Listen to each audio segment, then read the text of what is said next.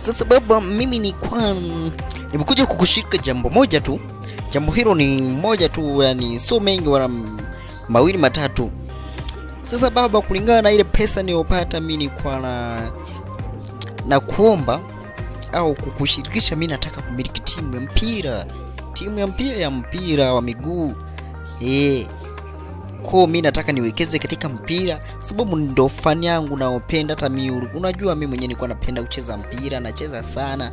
Sasa baba, naomba nikuweke wazi hilo. Muda wote mimi naweza nikaanzisha timu ya mpira wa miguu. Kwa mwanangu, kila siku mimi nakueleza hilo unisikilize.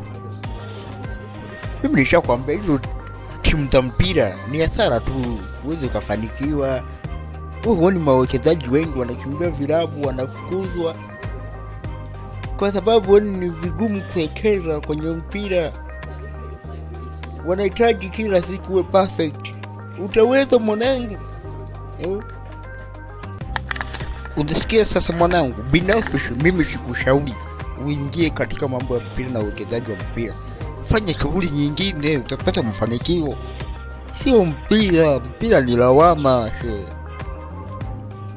Ukijua hilo ni lawama. Mimi binafsi sikushauri. Na sitaki kusikia hicho kitu. Mimi nishakwambia mara kadhaa. Leo ni siku ya 3 nakuja kuniambia.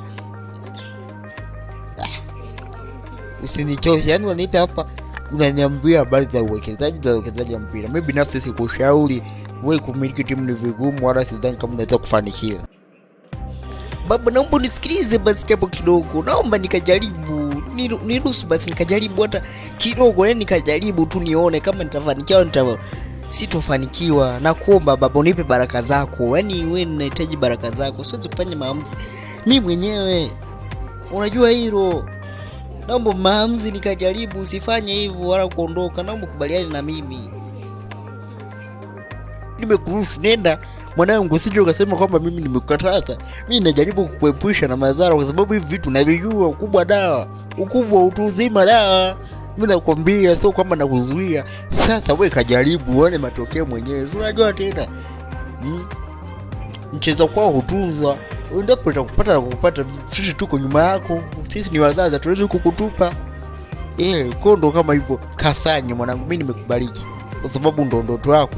Basi nenda, inawezekana ndo pita yako hiyo, ndo njia mafanikio, alafu mimi nikawa nazuia. Kwa mwanangu, nenda, kila la heri, anzisha timu, sisi tutakusupport, tutakuwa nyuma.